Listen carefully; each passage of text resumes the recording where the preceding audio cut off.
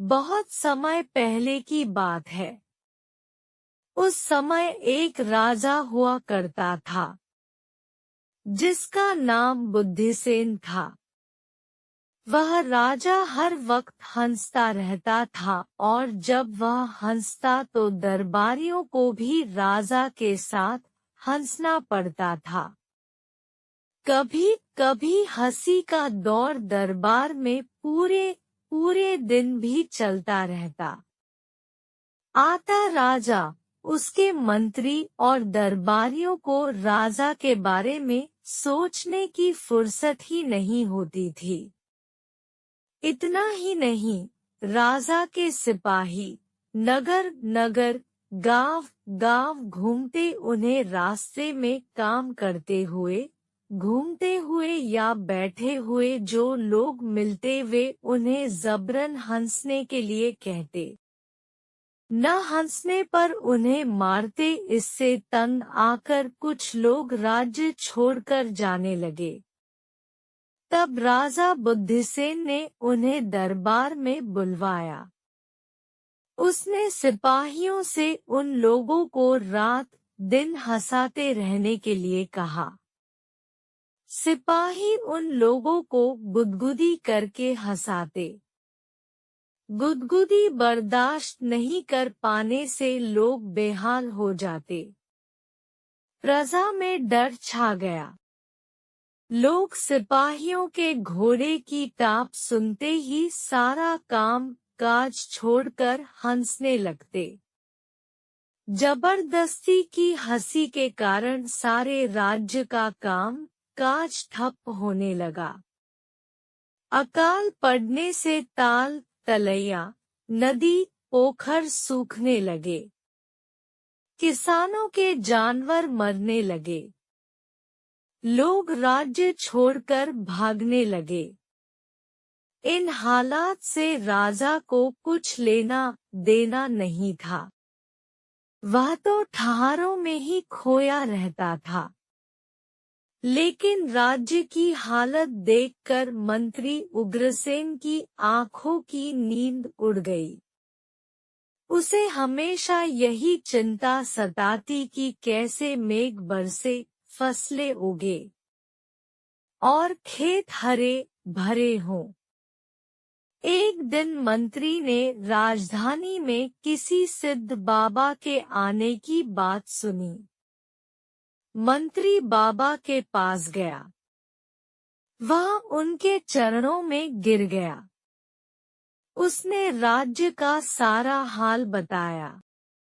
फिर पूछा, बाबा, इस राज्य में कब मेघ बरसेगा और खेत कब खुशहाल होंगे? बाबा ने कहा, तुम्हारा राजा ठहाके लगाकर बहुत हंस चुका है। इसलिए जब वह रोएगा तभी पानी बरसेगा।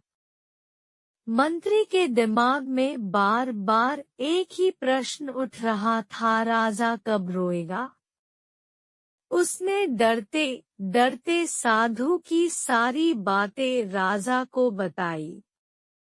राजा ठहाके लगाकर हंसने लगा। उसने सिपाहियों से उस बाबा को पकड़कर लाने को कहा। लेकिन बाबा तब तक जा चुके थे। मंत्री ने राजा को बहुत समझाया। उसने कहा, महाराज, आपके आंसू की कुछ बूंदों से प्यासी धरती पर पानी की फुहारें पड़ने लगेंगी। खेत हरे भरे हो जाएंगे। लेकिन राजा ने मंत्री को मूर्ख समझकर दरबार से निकाल दिया। मंत्री को अब एक ही चिंता थी कि राजा कब उसकी बात समझेगा। सोचते सोचते उसकी आंखों के सामने राजकुमारी सरोज का चेहरा घूमने लगा। उसने सोचा, यदि राजकुमारी मेरी बात मान ले तो राजा को समझाया जा सकता है। यह सोच वह महल की ओर चल पड़ा। मंत्री महल में पहुंचा। राजकुमारी ने मंत्री से वहां आने का कारण पूछा। मंत्री ने उसे सारी बातें बता दी। फिर उसने राजकुमारी के कान में कुछ कहा। राजकुमारी बोली, मंत्री जी, मैं आपकी पूरी मदद करूंगी। मैं भी यही चाहती हूँ कि मेरे पिता ठीक ढंग से राज काज करने लगे। कुछ दिन बीते। सहसा राजकुमारी का अपहरण हो गया। राजा अपनी बेटी के दुख में छटपटाने लगा। उसकी हंसी धीरे धीरे घटने लगी।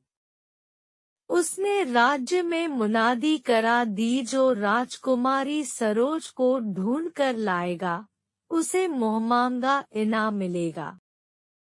दूसरे दिन घोड़े पर सवार एक सौदागर हंसता हुआ दरबार में आया।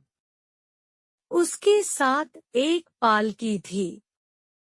पालकी में राजकुमारी सरोज बैठी थी। राजा ने दौड़कर बेटी को गले से लगा लिया।